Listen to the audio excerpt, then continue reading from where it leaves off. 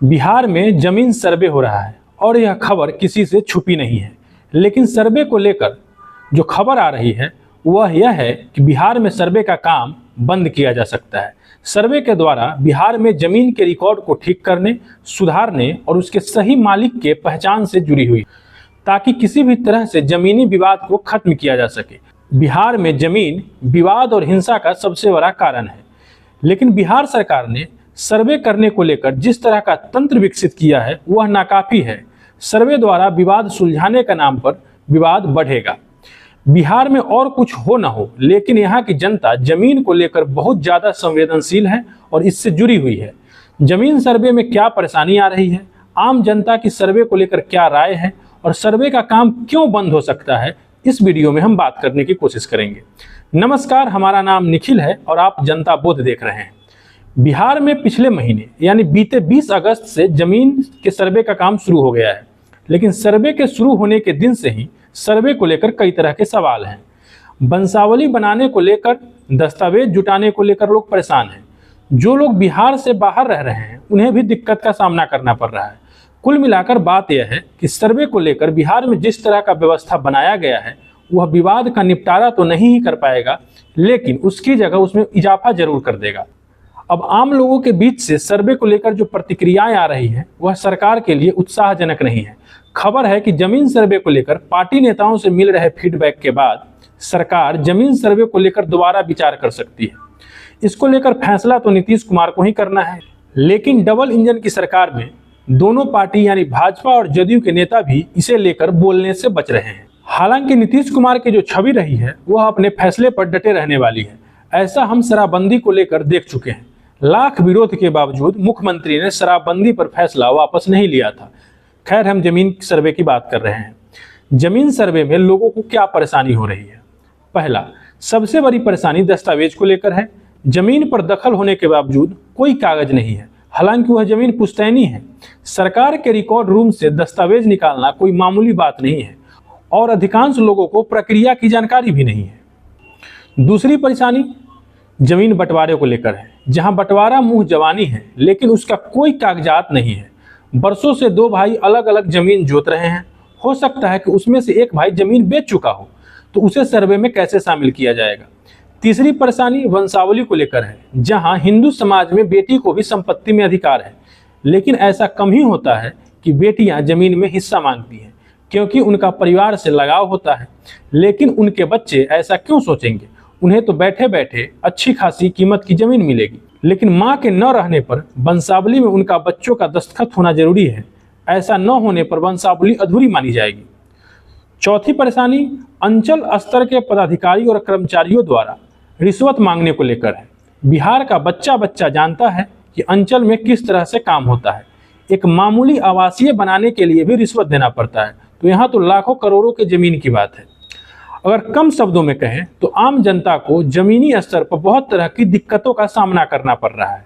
बिहार में जो जमीन अभी विवाद से बची हुई है, ऐसा लगता है कि सर्वे के बाद वह जमीन भी विवादित हो जाएगी। ऐसे में सर्वे विवाद सुलझाने की जगह उलझाने वाला तंत्र बनकर रह जाएगा।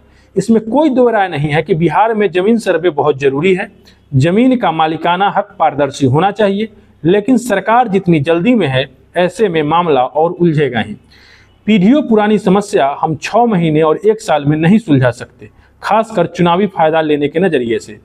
बिहार में जमीन विवाद को चुनाव के राजनीति से ऊपर उठकर देखना होगा और एक बेहतर ढांचा का निर्माण करके समय देकर सुलझाना होगा। इसमें 4 से 5 साल का समय लग सकता है, लेकिन अभी जिस तरह से सर्वे किया जा रहा है वह बस राजस्व अधिकारियों और कर्मचारियों के लिए रिश्वत लेने और विवाद को उलझाने मात्र का जरिया बनकर रह जाएगा। विगत दिनों जन सुराज के संयोजक प्रशांत किशोर ने सर्वे को लेकर सवाल उठाए थे। आप भी सुनिए उन्होंने क्या कहा था। ये जो जमीन का बखेड़ा शुरू किया है इस सरकार ने, ये 6 महीने में, आपने तो अभी बात उठाई बहुत अच्छी, मैंने आज ही प्रेस कॉन्फ्रेंस में कहा है कि 6 महीने में बिहार के समाज में ये सबसे बड़ी समस्या, ये बोतल से जिन्न निकाला जा रहा है, जिसको सरकार को भी नहीं पता है कि वापस बोतल में डालेंगे कैसे।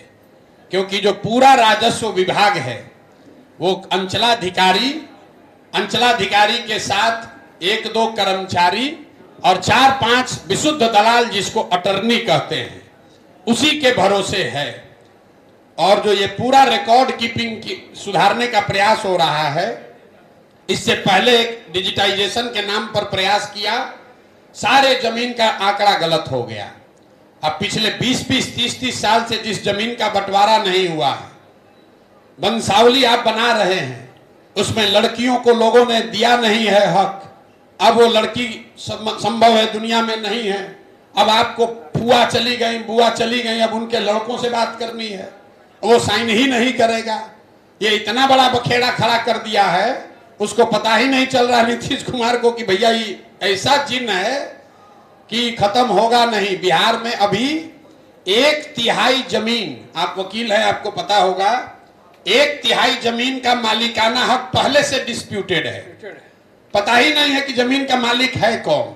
ये नया बखेड़ा खड़ा करके ऐसा कर देगा कि 60-70% जमीन जो है वो डिस्प्यूट हो जाएगा और परिवारों में आपस में झगड़ा, लड़ाई, केस, मुकदमा तुरंत शुरू होना है। जमीन सर्वे को लेकर आम जनता में हो रही परेशानी को देखते हुए सरकार इसे टालने पर विचार कर सकती है।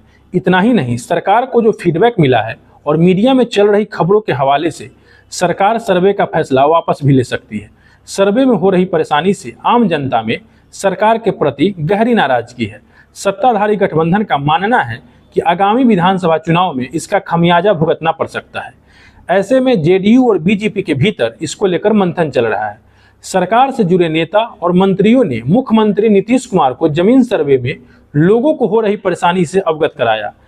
हालांकि राजस्व एवं भूमि सुधार मंत्री दिलीप जायसवाल ने कहा कि भूमि सर्वे लोगों को राहत देने के लिए है, न कि परेशान करने के लिए और विवाद बढ़ाने के लिए। सुनिए क्या कहा। देखिए, गांव का कोई भी आदमी किसी तरह के विवाद की बात नहीं बोल रहा है। पटना में नेता लोग को बैठे बैठे कोई काम नहीं है तो इसी तरह की बात बोलता है। और सर्वे हो जाने से पूरे बिहार के जमीन का भविष्य तय हो जाएगा और कहीं भी कोई विवाद नहीं है, सब बहुत अच्छा चल रहा है। आपका कोई विवाद है? आप ही खुद बताइए। इसको रोकने को लेकर भी चर्चाएं काहे के लिए? क्यों छटपटाहट भाई? इतना अच्छा काम हो रहा है, सर्वे हो रहा है, जमीन का विवाद समाप्त हो जाएगा। जमीन माफिया लोग को लगता है कि सर्वे होने पर सरकारी जमीन जो अतिक्रमण है या माफिया लोग जो अवैध कब्जा किए हुए हैं, वही लोग पटना में लॉबी बना करके इस तरह की बात करता है। मंत्री जी कुछ भी कह लें, लेकिन इससे इनकार नहीं किया जा सकता कि आम जनता को परेशानी हो रही है। उनके अफसर आम जनता से पैसा मांग रहे हैं। ऐसी कई वीडियो लगातार सामने आ रहे हैं। इस परेशानी की चिंगारी अगर ज्वालामुखी में बदली तो अगले विधानसभा चुनाव में डबल इंजन की सरकार बिना इंजन के रह जाएगी, क्योंकि आंध्र प्रदेश में ऐसा हो चुका है, जहां जगन मोहन रेड्डी की सरकार ने भूमि रिकॉर्ड दुरुस्त करने का काम चुनावी वर्ष में शुरू किया था और उसका खामियाजा जगन रेड्डी को सरकार गंवाकर चुकाना पड़ा। ऐसे में बिहार की एनडीए सरकार उस गलती को दोहराना नहीं चाहेगी। दूसरी तरफ जन स्वराज के संस्थापक प्रशांत किशोर बिहार में घूम घूम कर जमीन सर्वे को नीतीश कुमार के ताबूत में आखिरी कील बता रहे हैं। उन्होंने कहा, नीतीश जी के जाने का कोई तो कारण होना चाहिए। जल्दबाजी में सर्वे कराकर नीतीश कुमार ने वही बहाना तैयार कर लिया है। प्रशांत ने कहा कि नीतीश कुमार ने ऐसी गलती की है कि बिहार में लोग झाड़ू मारकर उन्हें भगाएंगे। तो ये 6 महीना में बहुत बड़ी समस्या ये नीतीश कुमार अपने लिए, जैसे नियति है, जाते जाते ऐसा गलती करा देगा कि समाज झाड़ू मार कर बाहर भगाएगा। इस जमीन सर्वे में आपको किस तरह की परेशानी का सामना करना पड़ रहा है या अंचल के कामकाज का कोई अनुभव है तो हमें कमेंट बॉक्स में जरूर लिखें। धन्यवाद, आभार। मैं निखिल कुमार। वीडियो को लाइक, शेयर और चैनल को सब्सक्राइब जरूर करें। अगर आप यह वीडियो फेसबुक पर देख रहे हैं तो पेज को फॉलो करें।